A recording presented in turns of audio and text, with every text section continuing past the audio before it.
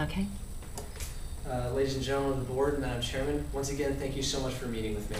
My name is Parker Markham. I'm the Chief Foreign Transaction Analyst here at Beeple Brox Incorporated. I'm here to talk to you about the problem that I addressed last week, or 2 weeks ago, to this board. We're having issues with our European operations. As you well know, we are bringing in less revenue than we are selling units. It's a curious contradiction, but I believe we found a solution. Last meeting, I recommended a team be put together to ascertain the factors leading to this curious contradiction and to come up with the best way to solve it, really hedge it.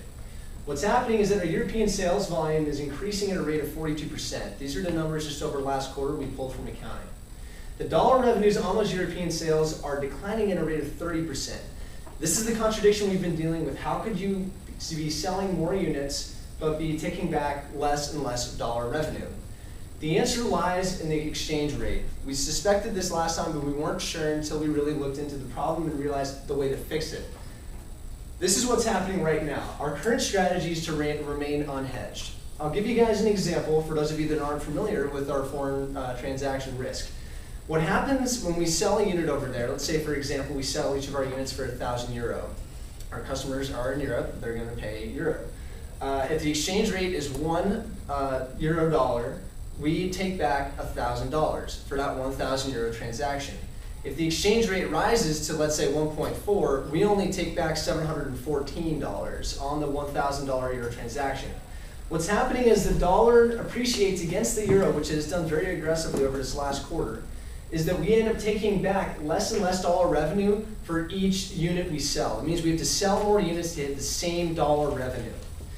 Now, the way to fix this is to hedge by range forward.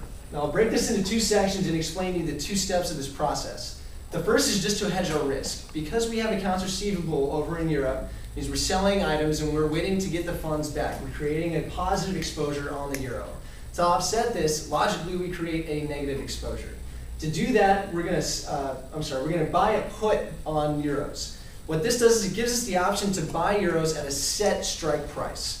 This means we can lock in our budgeting and we know the minimum amount that we're going to have to get back for those sales, and we won't be subject to any kind of market conditions.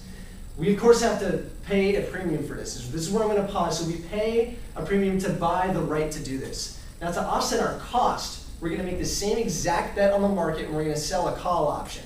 So when we write that option, we give the purchaser of the option the right to buy euros at a certain set strike price.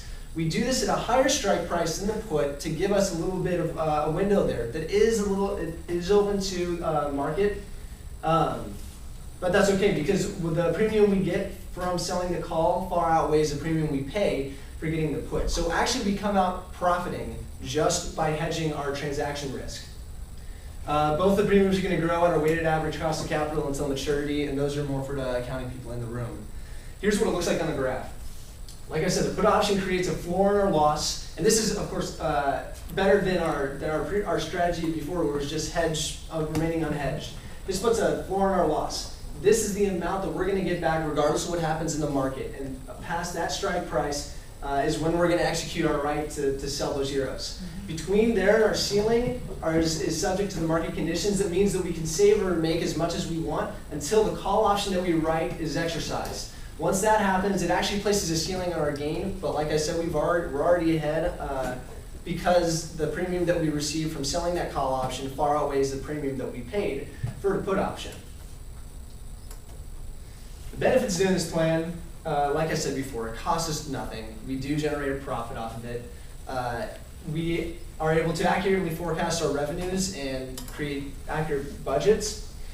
And also our stock price and debt instruments are relatively stable. Our debt instruments are no longer in risk of default, and our stock price won't fall points like it has in recent months.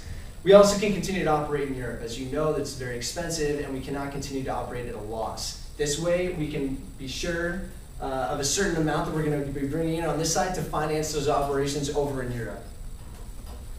The next steps, my team can execute this immediately. On top of our other obligations daily, just depends your approval. So as long as you guys are okay with this problem, we can move ahead with it starting right now.